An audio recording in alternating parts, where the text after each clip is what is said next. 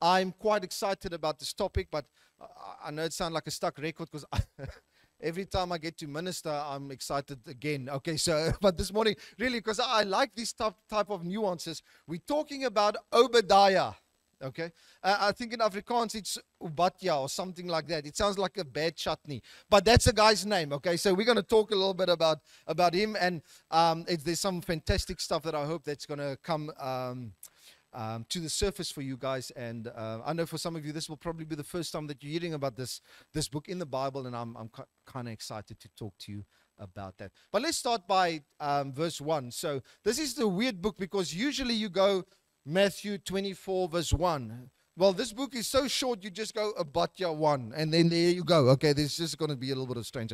And it says the following. It says, the vision of Obadiah. Thus says the Lord God concerning Edom. We have heard a report from the Lord, and a messenger has been sent among the nations. Rise up, let us rise against her for battle. Obadiah 2. Behold, I will make you small among the nations, and you shall be utterly despised. Not verse 3, just 3. Okay, because it's not a verse, just 3. Okay. The pride of your heart has deceived you. You who live in the cliffs of the rock, your lofty dwelling, who say in your heart, who will bring me down to the ground? 4. Though you soar aloft like the eagle, though your nest is set among the stars, from there I will bring you down, declares the Lord. And now usually what happens at this time, okay? Your brain probably switched off after verse 1, okay?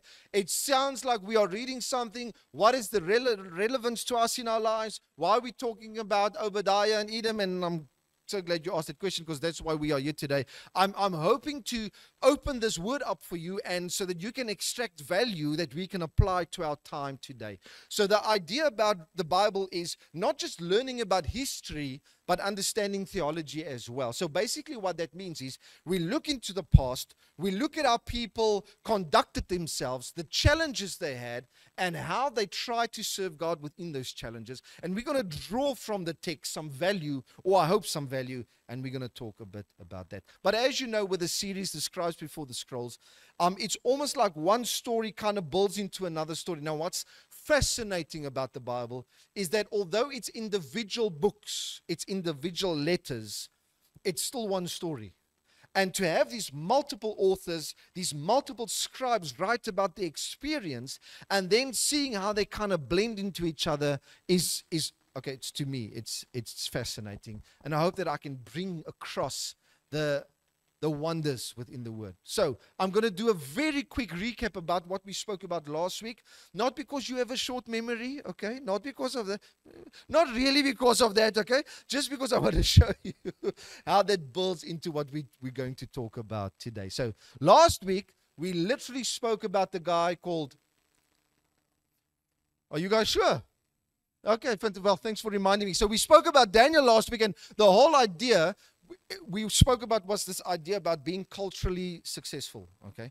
And you can, I mean, it's not relevant to Daniel or even Jeremiah or even Joseph. The point is being here is that there is this drive for us to be culturally successful, okay?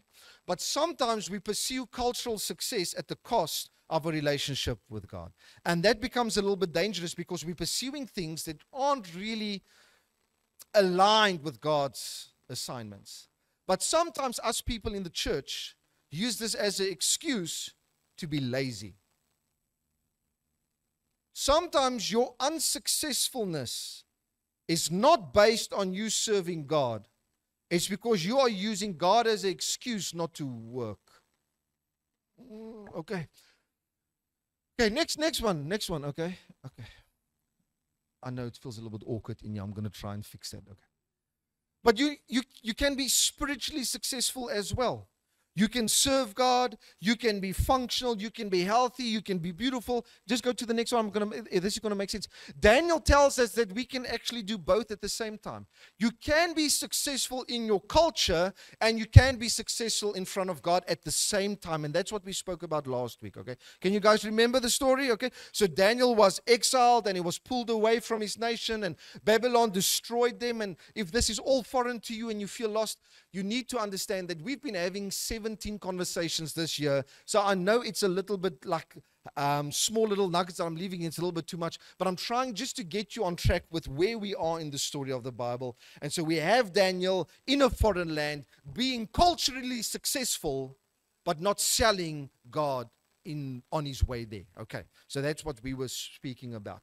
And the big frustration about Daniel was we have Daniel in the foreign land in Babylon, and he is in a high position in the nation, but the nation of Israel was defeated. Okay, you guys are with me at the exile. They were defeated, and yet he's successful in another nation. And what makes this so challenging is because it seems like God is weak. It seemed like God does not take care of his people because the nation of Yahweh was completely destroyed during this time. And that's where we came to the conclusion when it comes to Daniel, that God exists even in defeat. That's why the cross can represent success. For some people, the cross is a curse. For some people, the cross is a death sentence. But for some reason, when we read our Bible, what seems like defeat is an opportunity of success for God. And in that season of Daniel's life and the exile of Israel, it was all defeated. And now, we're going to go to Obadiah, and I'm going to share with you the interesting part where he falls in. Remember, as we spoke about Daniel last week, the nation of Israel has been destroyed, Babylon is taking over, and things are taking place. But now you need to understand, when your nation has been conquered, and King Neb took all the successful people out, and he took all the warriors out, and he took all the people who does the commerce out, you need to know that the people who remained were weak people. Okay, and I'm not trying to insult the people that was behind. I need you to understand, when you remove the warriors, the farmers, and all the capable people, put them in Babylon as the conquering nation did, you're going to have a weak nation that is ready to be attacked and ready to be destroyed. And that is the condition where Obadiah comes in. We're going to have a conversation that while Daniel was away in Babylon and the nation was conquering the world back then, by the way, this is history, you can check that out. We have Obadiah, the prophet of Obadiah, writing about a frustrating part where they that were remaining behind were being attacked.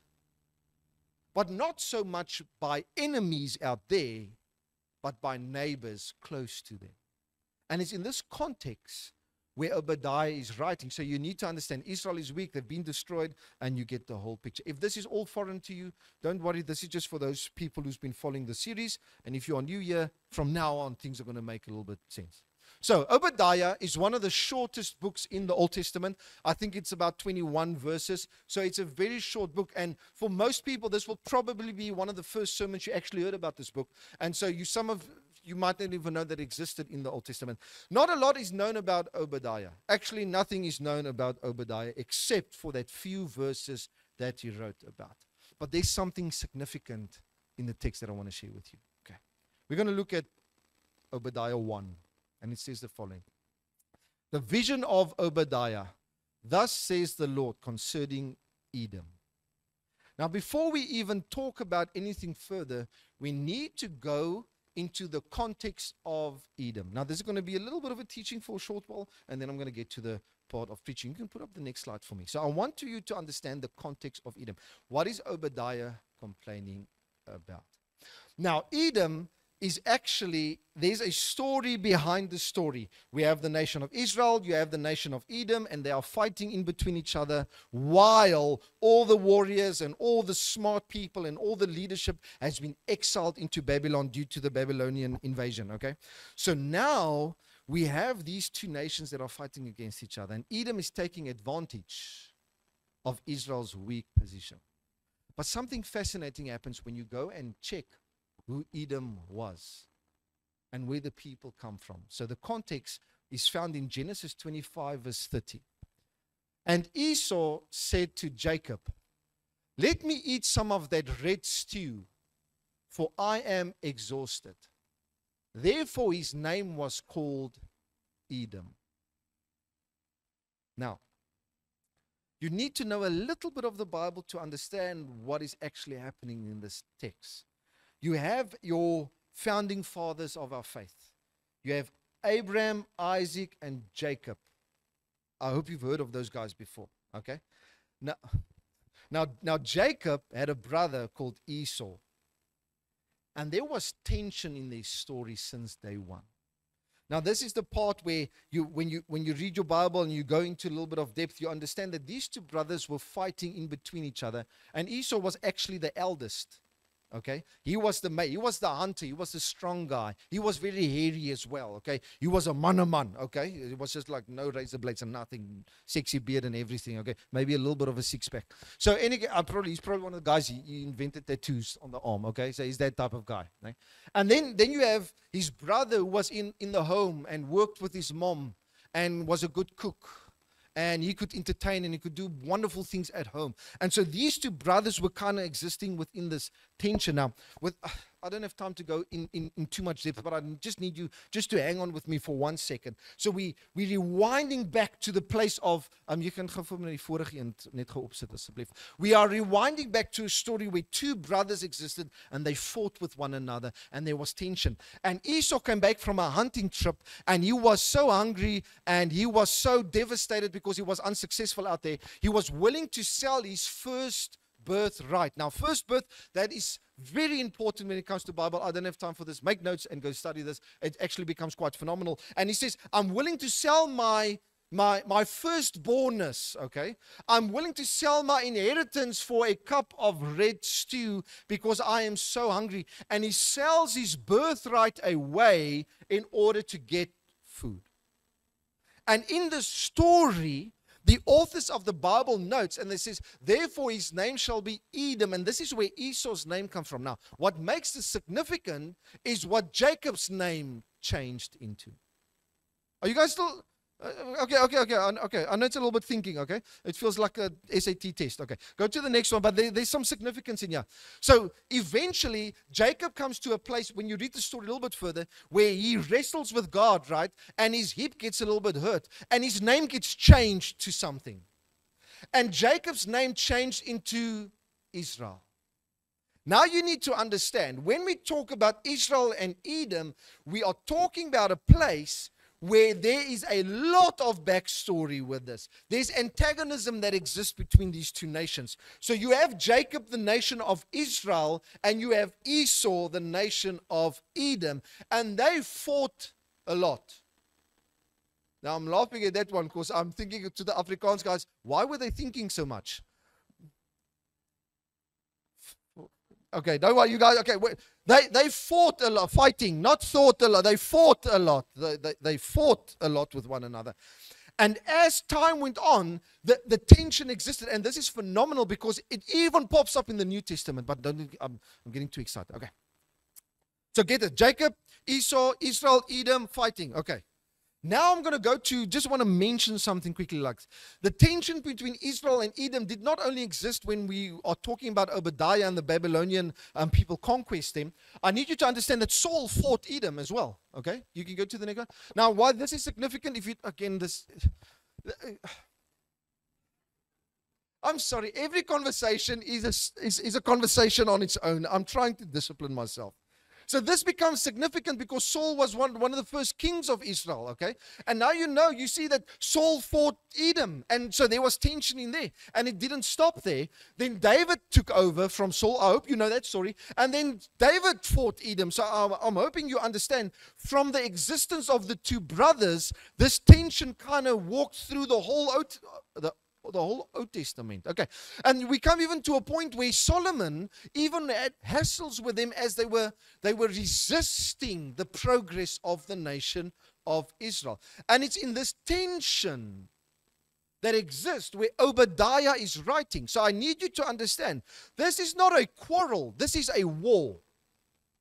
This is not a I don't like you. This is if I see you walking past me, I kill you. And this is exactly why Obadiah is writing against Edom, because as the nation of Israel were conquered, Edom took the opportunity and they were picking off all the refugees coming from them. And they were literally killing them. And Obadiah is frustrated in his innermost being, because look at this arrogant people in a time of need. Instead of helping their brother, they are persecuting their brother. And there's this tension. And now that's the backstory of Edom. And this is why this is important, because it pops. I'll pop up in the New Testament in a second. Let's go to number 2. Okay. Behold, I will make you small among the nations, and you shall be utterly despised. In other words, Obadiah is writing to Edom, and he's saying, you guys are doing bad things, and God will judge you. God will judge you. That's the prophetic word about Obadiah going out. Now, what makes this so significant is the next part. Is that there are some traces, and I don't have time to go into this, but I want you to write these things down if you are interested in Bible study, and go check this out. Edom eventually was translated into Edomiah, okay, whatever the pronunciation of that is. Now, what makes this significant is that this group of people eventually pops up in the New Testament. Do you know who came from this lineage? Herod the Great. Do you know what makes that significant? Herod the Great was the king that was in rule when Jesus was born. And now you need to link up all the stories of Jesus, the wise men, the persecution that was taking place, the resistance. Why? Because in the New Testament, there's the story where it's Edom was in control, but yet there was a king from Israel being raised up. And Edom would not allow a king from Israel to rule and reign. And it gets even worse. Herod the Great, it's called the Herodian dynasty. He had a son and a grandson, and all of them were involved in persecuting that. His son was the one who killed John the Baptist. His grandson was the one involved for killing the brother of Jesus, James. And so you have this lineage of tension that exists right through. And suddenly, things just kind of fade away. Suddenly, the nation of Edom becomes quiet in the New Testament, and you don't hear a lot about them anymore. As far as we know, there's no existence of them at this stage. And they kind of faded out. And it was all the way back to Obadiah warning about this tension that existed. Now, I know this is a lot of facts, and what has this got to do with us? I don't know. I hope it's going to get better. Okay, let's see what happens. Okay. Verse 3, and he says, he's talking about Edom. He says, the pride of your heart has deceived you. You lived in the cliffs of rock. Now, you need to understand this. In the time where Edom and Israel was in contest with each other when the Babylonians took over, that Edom was, it's recorded that they had houses and places to stay up in the rocks. They were quite safe. They were quite phenomenal as well. They had security, they had power, they had ability. And this is why Obadiah is warning about their ability to construct. To say, listen, you be careful of your proudness of your ability. Be careful of holding yourself superior to those around you. You know what's phenomenal? That Herod the Great he was called the Great because of his phenomenal skill in architecture. There's places up until this day that exist. When you look at Masada, and there is some fortresses that has been built up until this day, okay? And people who's been visited, all the wealthy people that went there, we don't like you so much, but all the people who visited these, we watch it on 4K on the TV, okay? So when you see these places, it's stuff that exists up until this day because of this lineage of people who knows about construction, about fortitude, about protection, and about attacking. Okay, that's the groundwork, okay? I'm going to start preaching soon, okay? Now, verse 4, and it says, though you soar aloft like the eagle, though your nest is set among the stars, from there I will bring you down. And this is a theme that pops up when we started with Jeremiah. It pops up in the story of Daniel, where the enemies of God seems to be victorious within a season. But then you have a small prophet that we don't even know nothing about, and he says, I'm warning you. Be careful on how you use your cultural success, because it's going to affect your standing before God. And if there's one thing that you don't want, is to live a life in resistance towards God, because you're going to miss the assignment He has for you. And the moment you step out of God's protection, all these guys, they come to nothing. Nothing happens. Phenomenal states, phenomenal warriors, phenomenal leadership. And they just conquer one the other, and they kind of just fade away into our history books. Now, why on earth am I telling you all this information? Because I need you to understand one thing, and this is going to be the main point. So I need you to give all your attention, all your brain cells together one moment right now. Esau, just this one, okay? The way we treat each other really matters. I need you to understand this point. It really does matter, okay? So when you look at the story of Edom and the Israelites and the tension and the problems and the history with Jacob and Esau and all these history elements that's in between, you need to be aware that God looks at the way we treat one another. It doesn't matter how high, and that's why Obadiah writing, you can be high, lofty, you can soar like eagles, but God says, I will bring you down from where you are, because the way you treat people matter. And we can get away with it for a while, and we can be tolerated for a while, but in the end, God will be the final judge on how we treated each other, what we said about one another, how we used one another, how we spoke about one another. And in that context, it comes to the point where God judges Edom because they are misusing the opportunity and they're killing people while they were a nation at war and completely destroyed. And they wanted to show their superiority. And it comes up even in the time of Jesus, where it pops up in these hints. And you notice these small little pockets of phenomenalness. Now, enough history. I want to take you to a very interesting place where the Bible records about Paul's conversion, where Paul gave his heart to God. And Jesus says something in this conversation to him that is mind-blowing. And I'm hoping this will add some context to what I've been sharing with you. Let's look at this conversation quickly. And Paul falling on the ground, and please let me just pause over there. If you don't have a little bit of an idea of the Bible, I can understand some of these sermons or some of these conversations will be a little bit lost to you, because this story, there's a whole story behind the story, but I can't tell every story. That's why I'm speaking fast. I'm getting nervous because I want to tell you the information. But you need to understand the context of this. Paul was persecuting the church, and now Saul actually. But in any case, the point being is he was persecuting the church, and God intervenes and he pops up into the scene. But I want you to listen what Jesus says to him. He says, and falling to the ground, he heard a voice saying to him, Saul, Saul, why are you persecuting me? Listen quickly to the words that Jesus was using. The next verse. And he said, who are you, Lord? And he said, I am Jesus, whom you are persecuting. I need you to understand that Paul was never persecuting Jesus as a person. Paul was persecuting the church that remained after Jesus. Paul was persecuting the disciples. Paul was challenging and literally killing those who claim we are followers of Christ. And listen to the words of Jesus, confronting Paul, and says, Paul, you might be killing people. You might be hurting the church, but I need you to be aware of something. The way you are treating them is what you are doing to me. And Jesus comes to a point where he makes this, you can't get any more personal than this. Paul, what you are doing to the church, you are doing to me. You are not persecuting just a person over there. You are not just hurting a guy going to church or tabernacle or whatever the word is you want to use. You are persecuting someone that matters to me. And when you touch them and when you hurt them, it affects me. And in this context, Obadiah is writing this concern back in the day.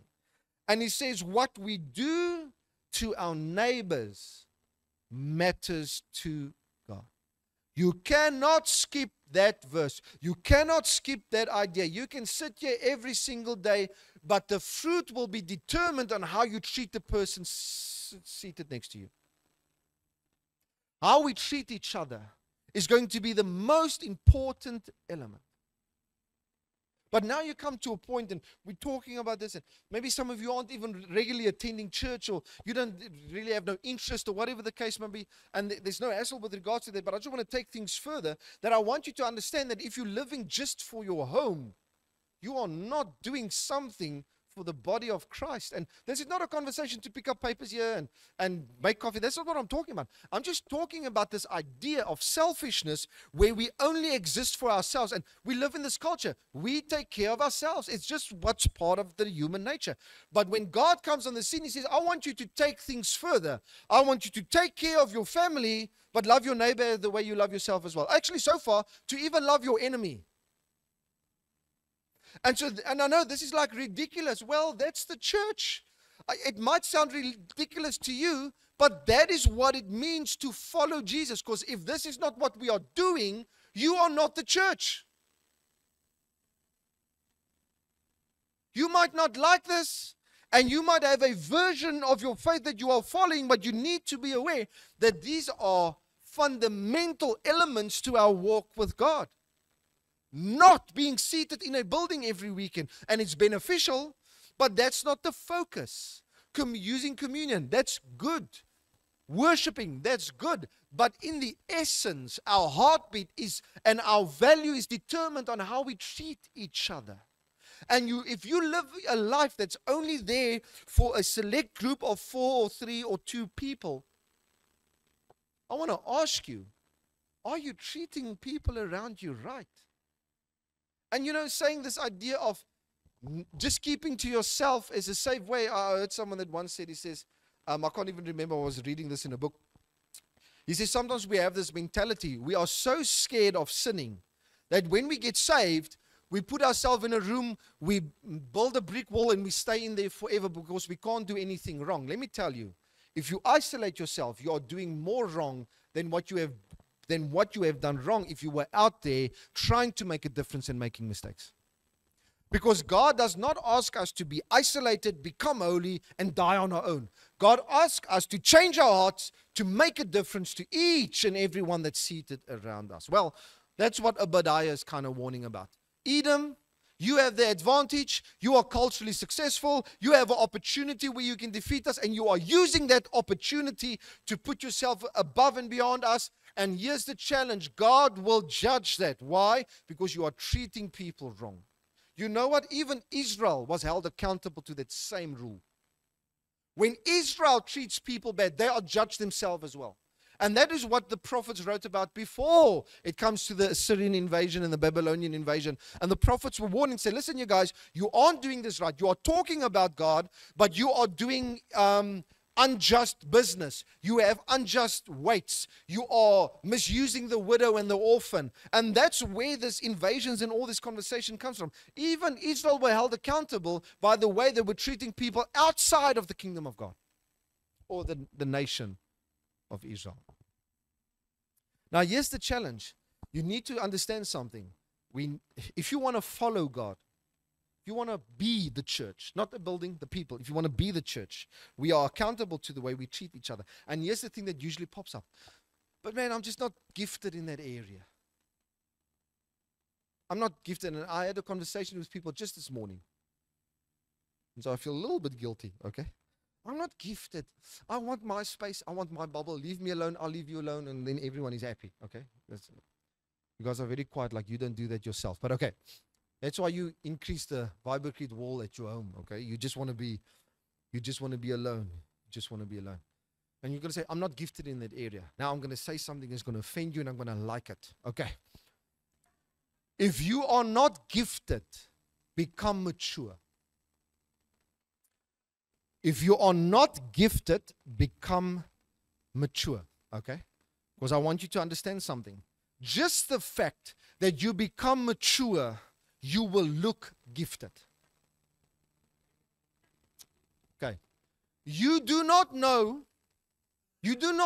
to know that sorry, let me rephrase this. You do not need to be gifted in generosity to understand the importance of that, right? So when you are mature, you give in any case. Not because you are gifted, but because you are mature enough to understand the value. Okay, I thought I was going to get an applause. Okay, don't worry. I'm going to try something else. Okay, I'm going to, thank you. Stop it. Okay. No, but you need to understand this idea. We have this excuse of giftedness. You don't need to be gifted. You don't need fantastic people skills. You just need to become mature and realize that as an adult, that I've got responsibility, and that maturity will make you look gifted. Not because you are gifted, just because you are disciplined. Thank you, good. Okay. Just because you are mature, and here's the thing, I'm not gifted in this area. Okay, shush, then get a book and do something about it, okay? Stop complaining about how ungifted you are. You are just complaining about being immature in your life. And that's sadly the reality of the case. So I'm not gifted in people, I'm not gifted in this, I'm not gifted in that. Okay, work on it, become an adult, do what needs to be done, and make the changes in your life so that you can look gifted. And so we become so built up with the excuse. And again, you don't have to listen to me if you are not interested in following God. If you like talking about God, I mean, you can cut off all the information that I'm telling you. If you like the idea of Jesus, you can cut off all the information. But if you have a heartbeat to say, I'm following God, you have to listen. Not because I'm saying this, but that's what the word is telling us. So then you have to listen. Then you have to notice that uncomfortable feeling that you are getting, it might be the reality that this is an area that we all need to work on. Why? Because how we treat people really matters. It really does matter. Because it affects our standing before God. It affects our righteousness before God. So this is now I'm going to speak a little bit more to church people. If there's two great guys that are phenomenal in these areas, it's Pastor Rick Warren and John Maxwell on leadership, phenomenal. And they share this kind of idea that I want to just quickly talk about you. That Rick Warren speaks about this difference between maintenance and ministry. You need to understand that many of us is stuck in maintenance inside the church, okay? We maintain things, okay? We are involved in making things run. But we have been called for ministry. Okay, I'm going to explain the difference to you, okay? Attending church is maintenance, okay? You are maintaining your spiritual life.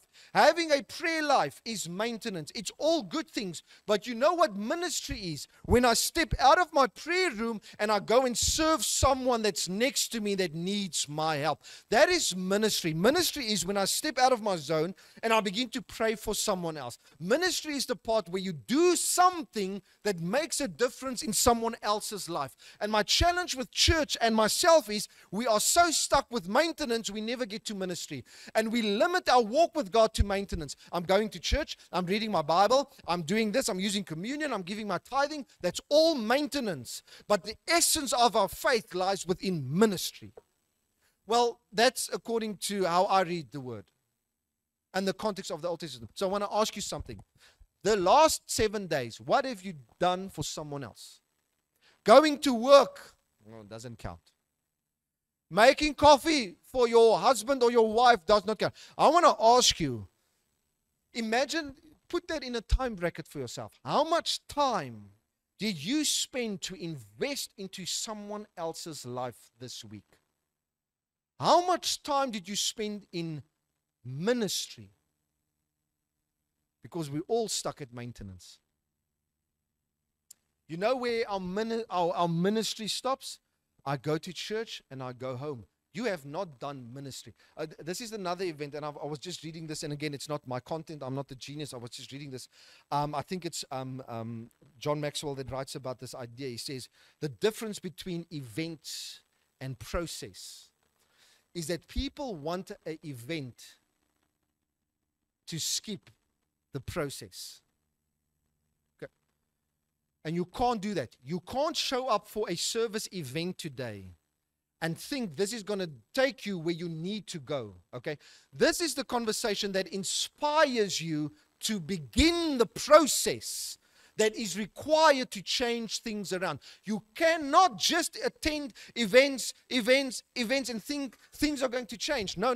You attend the event to get inspired, and then you go home and you begin to put down a plan so that you can get a process that's going to mold you, that's going to change you, that's going to grow you, and at the end of a season, you will be different at the end. An event is not going to change your life. This conversation is not going to change your life. It's not. You can feel inspired. You can feel guilty. You can feel intrigued with this. But nothing is going to happen if you just walk out the door and carry on the way you've been carrying on. Nothing is going to change. You can even show up next week.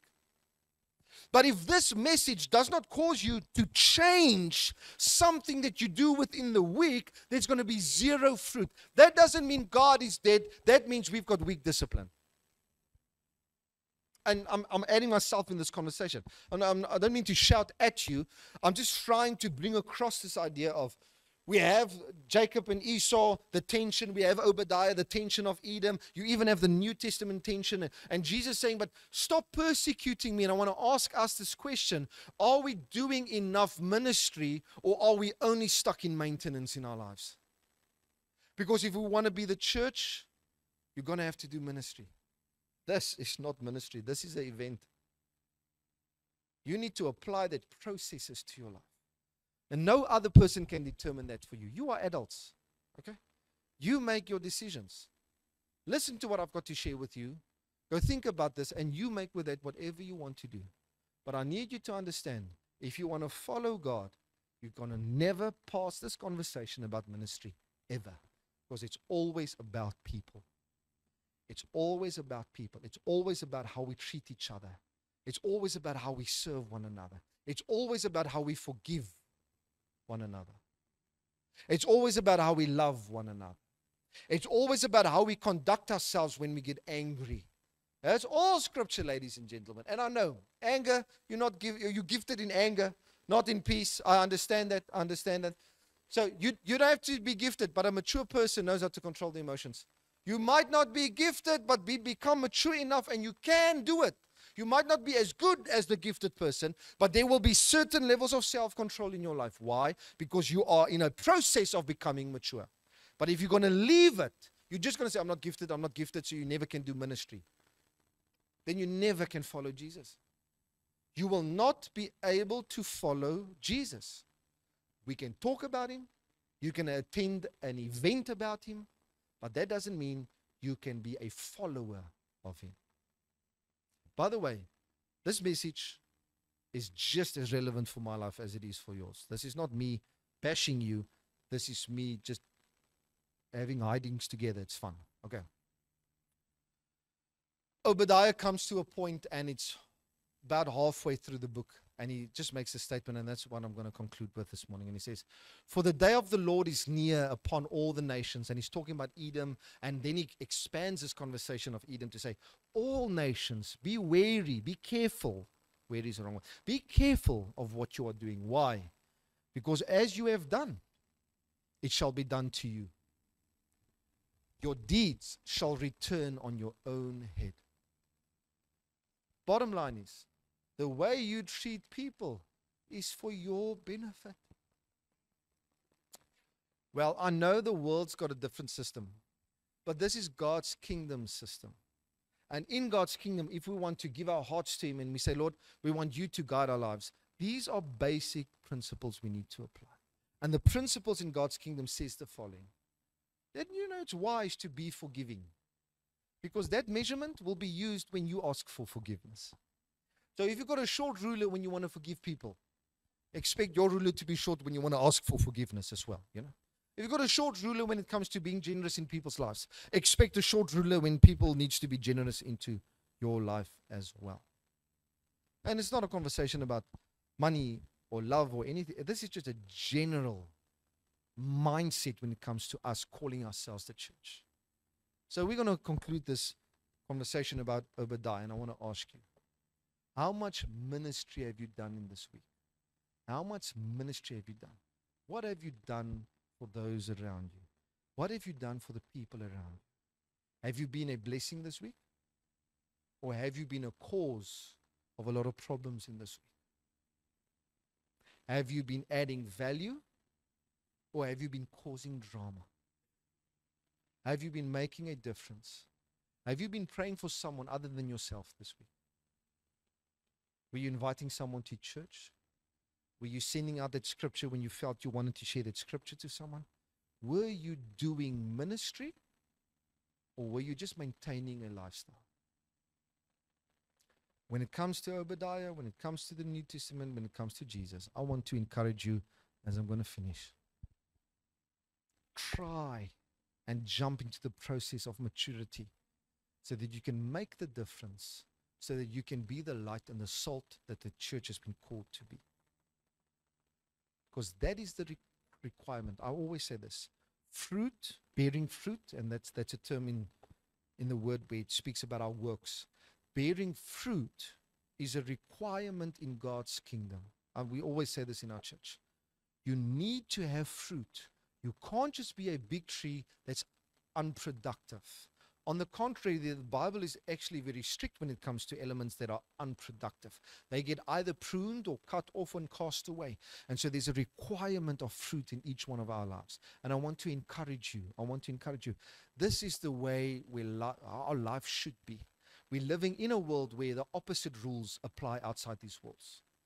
But when we are the church, we are called to be the difference in this world that runs on different rules. That is what it means to follow Jesus. To say, Lord, I'm in this world, and there are some other rules, and they are tempting rules, okay? Because they are shortcuts and it works fantastic. But because you saved me, because you loved me while I was that, because you reached out to me, I'm dedicating my heart to you. And that which your son has been to me, I want to try and be that for other people around me. That is what it means to be a Christian. That is what it means to follow Jesus. Because what Jesus did for you is now our responsibility to be that for the world. And that is how we pursue God's heart. How we treat one another. It really, really does matter. And I hope that you will find new interest in the story of Obadiah.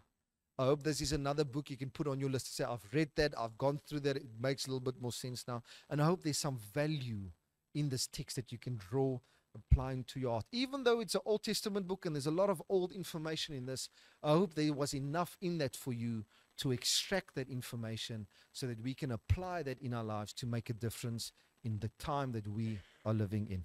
Let's pray together.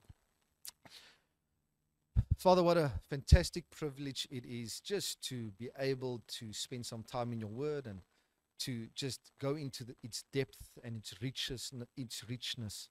Father, thank you for being faithful, and we need to be very, very honest with ourselves. Sometimes we are so stuck in just maintaining ourselves that we never get to the ministry part, Father.